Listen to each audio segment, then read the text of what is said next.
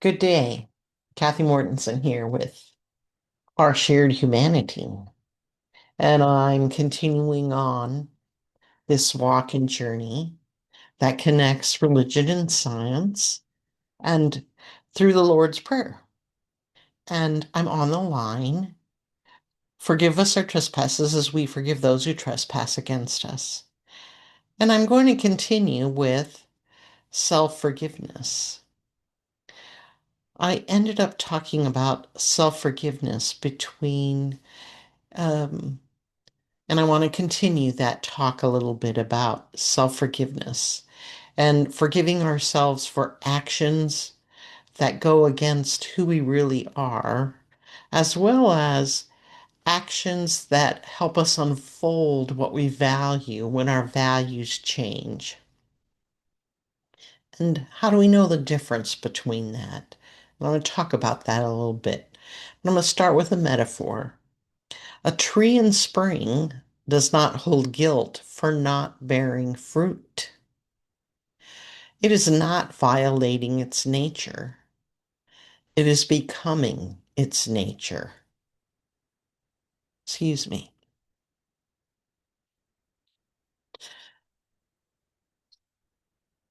So if we've done something wrong, we've made a mistake, we've done an error, how we feel that in our body, if it was a violation, we're going to feel deep, sharp regret, guilt. You'll feel clarity about the impact. And you're going to feel this inner conflict about your behavior versus your values. If your value is, if your mistake was about your evolution, you feel a little different. You're going to feel confused. Why did I do that? You're going to feel like awkward about your identity. This isn't who I am. You're going to feel more embarrassed than guilty. You may feel self-judgment for not having known earlier. Recognize the difference between clarity about impact on another and judging yourself for not knowing earlier. You may also feel grief. Grief for the period of life where your values were different, where you understood differently. And hopefully, as you know, I talk about courage and nurturance when it comes to acceptance and the fierceness and the gentleness that's needed to come to acceptance in life, that you can offer some tenderness towards your younger self, your less evolved self. Both of these reasons, when we need to forgive ourselves, differ in origin. One is about misalignment. One is about maturation. I use this line of the prayer as acceptance. When we've totally forgiven, we're accepting. Accepting is what allows insight to descend into the body. Here's where the previous line of the prayer, give us this day our daily bread, understanding, meets acceptance. We've gone through this whole line of the prayer, how much we're becoming aware. Understanding notices the depth of the pattern. When we ask, forgive us this day our daily bread, acceptance integrates the pattern. Understanding says, I see what happened between us. Acceptance means I no longer need to fight the reality of what happened. Understanding. I now know why I reacted that way. Acceptance means I can hold that part of myself with compassion. Understanding could mean they or I acted from fear. Acceptance means I don't have to carry that fear in my body. So, understanding in the previous line of the prayer is like seeing the map. You're watching the journey. Acceptance is like arriving. You've arrived at your journey. You feel it in your body. So, to get there depends on discernment. Forgiveness is discernment. It's easy to get caught up in our thoughts about forgiveness. Forgiveness means letting someone else get away with it. And our nervous system continues to go into protest. That's unsafe. That's unjust. It violates my values. We're not asked to give up justice. We're saying in this line of the prayer to stop becoming the harm we oppose. And remember, forgiveness asks us to name the tension. We're saying, I refuse to carry you or my own act inside my identity, and I will pursue justice. Forgiveness keeps you human while you seek accountability. After all, everyone makes mistakes. It's within our human nature. How do we handle these mistakes? Forgiveness is this meeting place where two truths come together. Accountability, which is, well, I like to call it maybe an outer law. This outer truth that harm has consequences in the world. And the second truth, people are more than what they did. This is like an inner law. Some people call it the image of God inside. If you're an atheist, it's all humans are sacred. Forgiveness lies between these two truths. We don't erase either one.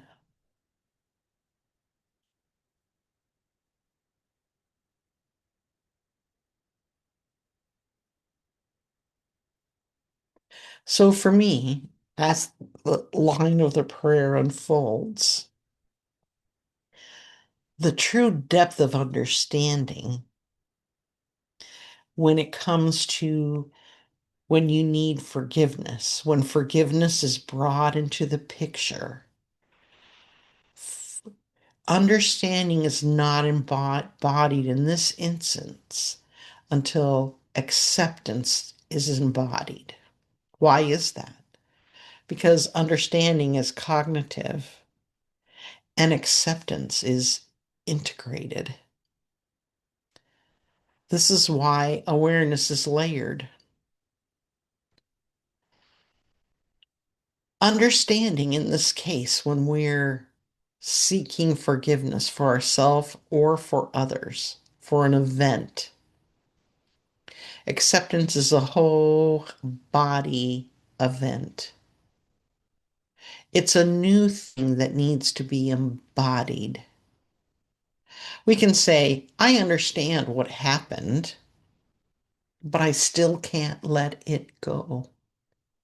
So we understand, but it's still within our body.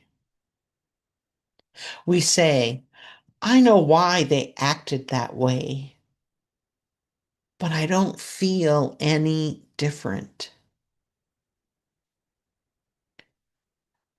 In these types of events, remember, understanding lives in the brain.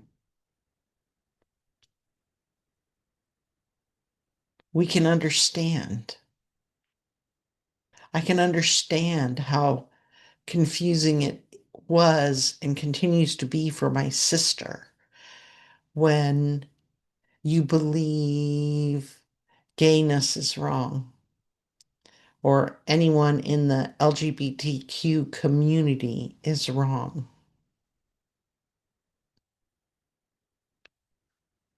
I understand it.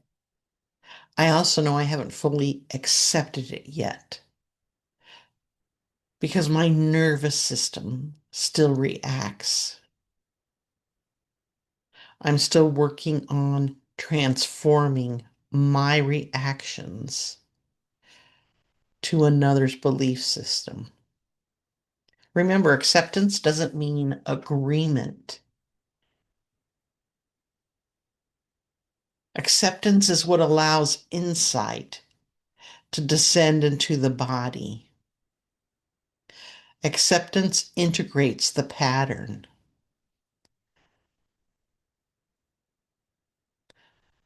So I'm still on edge. I just played cards with my sister last night, and I didn't get on edge until the very end. So for that part, I'm proud of myself. I've deepened my understanding. I haven't reached acceptance yet, where I no longer need to fight the reality of what happened. I'm still learning to hold that part with more compassion. I can understand why I reacted. I reacted in fear. And there's still a tiny part of me carrying that fear in my body. So I see the map, I understand it, and I'm getting close to arriving. That part makes me feel good.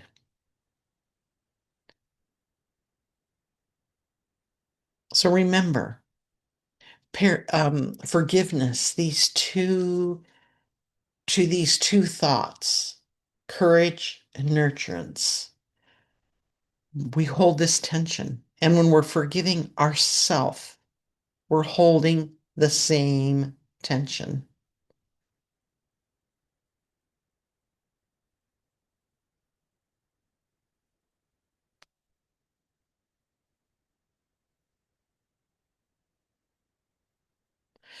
When you're forgiving yourself for not knowing, for a change in values, you really aren't forgiving yourself for a wrongdoing.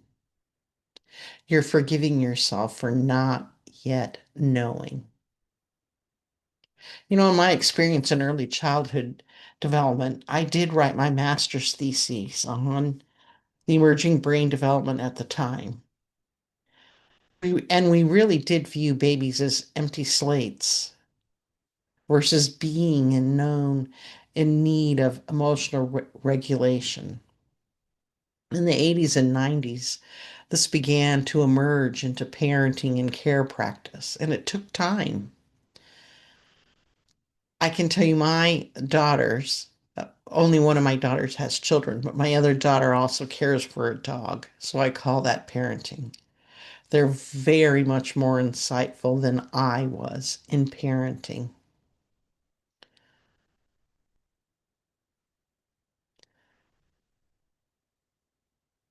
I can beat myself up for being a bad parent at times, but there were things I did not know that I've learned. And to have a kinship with myself as a mother and a parent, I can say, I bless the journey.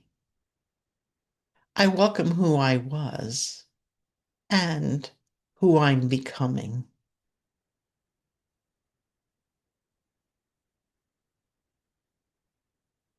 So sometimes self forgiveness is not about releasing a violation, but releasing the belief that your past self should have lived with the wisdom or values or consciousness that you only gained later. Rest with that for a minute.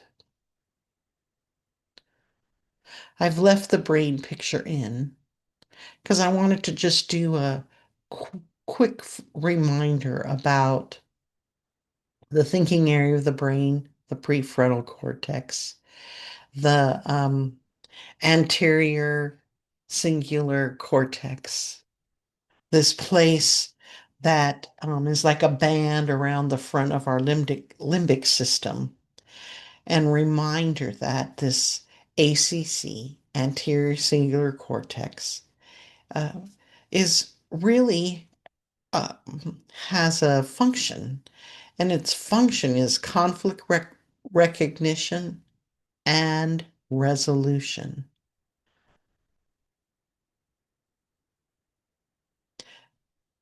It detects conflict.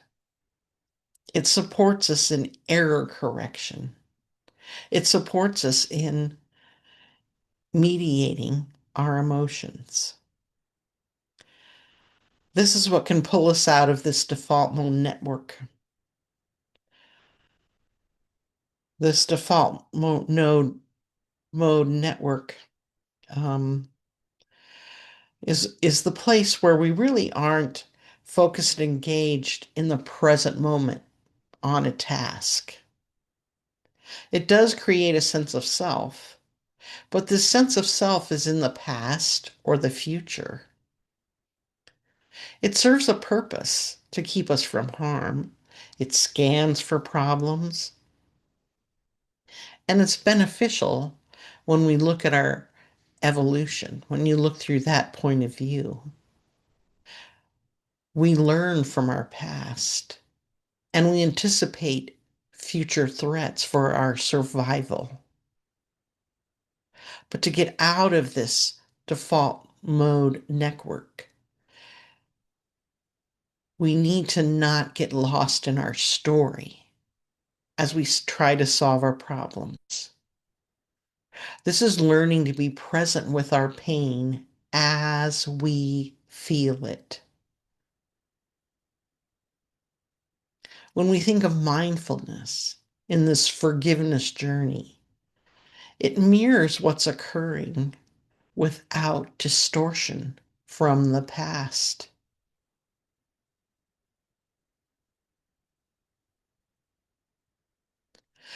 Our self compassion is a recognition of our own humanity. And we need to discern self compassion from self pity. We have this expectation that everything should go well all day long. And when something goes wrong, we're at fault. We feel alone, in pain, and isolated because we're disconnected. When we can get out of this story and into a bigger feeling of belonging, remember that pain is a shared human experience. When we can get out of this default mode network, we can escape the rabbit hole of self pity. When we can bring in compassion, using and connecting to other parts of our brain, we know compassion is this foundation that all beings are worthy of humane treatment. When we deny compassion to ourselves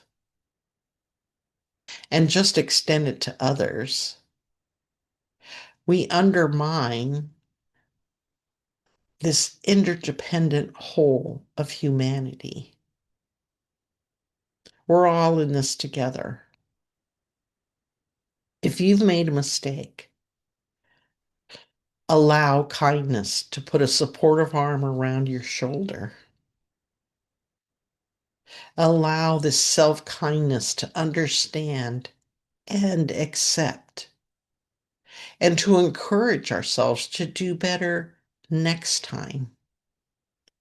This is the awareness. This is how the prayer flows from understanding to acceptance. What do I need right now to help alleviate my suffering? How can I accept my imperfection? How can I draw up and accept the courage it takes to draw boundaries? What is it that I need?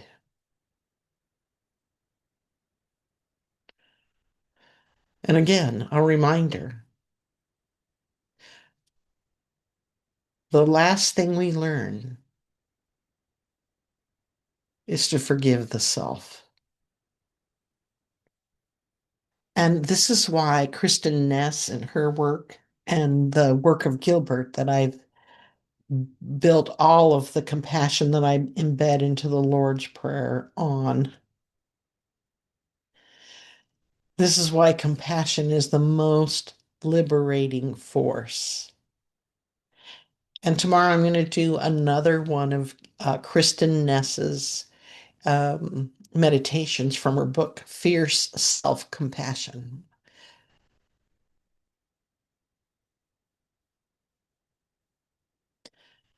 So as you work towards self-forgiveness or forgiving others, remember, I am both shadow and light. I am both fallible and filled with dignity. Forgiveness becomes complete when kinship extends not only outward, but inward. When we become a home for the parts of ourselves we once exiled.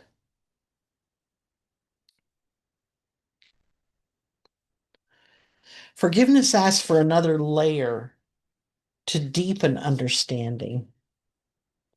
This layer holds this paradox of courage and nurturance. This layer integrates harm that might have happened to us or harm we've done to others. Acceptance releases resistance. Acceptance helps you reorganize your story.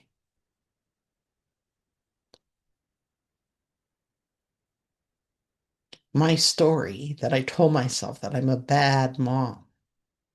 At times I was a good mom. At times I didn't know what I was doing. At times I was reacting. It helps reorganize the story. Forgiveness in this layer softens the brace of the nervous system so that we choose humanity over self-protection. It doesn't mean self-protection goes away.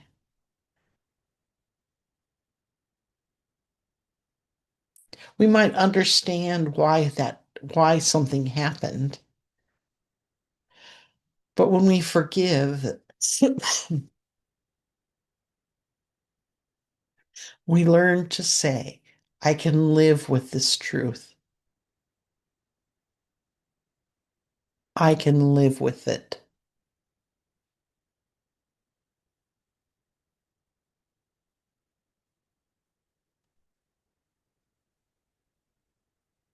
So understanding begins.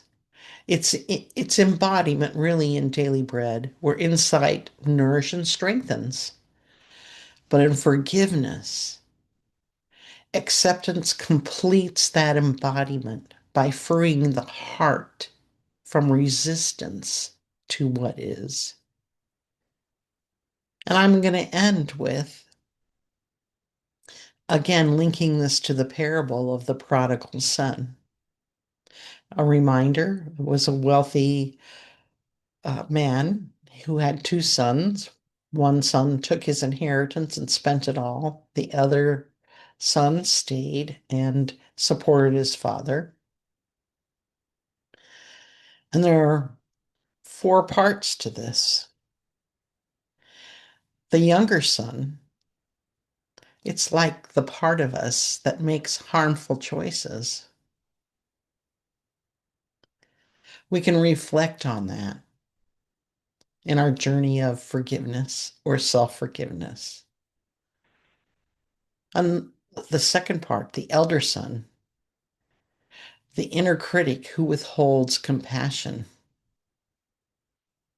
We can face this inner critic.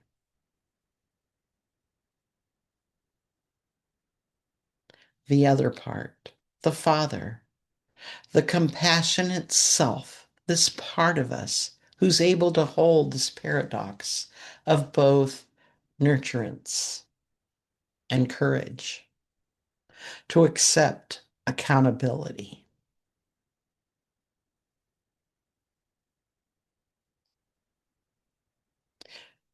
When you do those three things, you welcome yourself home.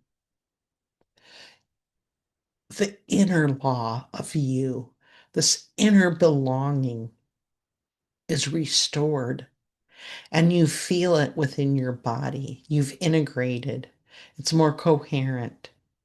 Self forgiveness, forgiving others is this inner return to balance.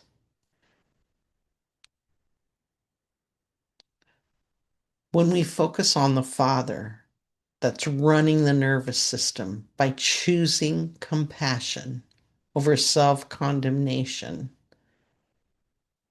this is where, in my mind, neuroscience, theology, psychology, and spirituality all intertwine. They all come together. Self forgiveness, forgiveness. It's the same process. It takes it place entirely within the self, uniting the fractured parts of ourself into kinship. Those are the things I focus on, or that I embrace or embody when I say this line of the prayer. And again, Friday's video, I know I'm a day late today, so Friday's video will be a meditation on these parts of ourselves. I'm going to use the words yin and yang because those are the words Ness uses in her book. Just to give you forewarning about yin and yang, if you need to look that up. Um, I think yin and yang represents these parts of ourselves that all come together. The the younger son who made harmful choices, the elder son who's a critic, the father who helps us access compassion, how things work, and coming together to belong. My hope is that this talk today supports you in a forgiveness journey. Namaste.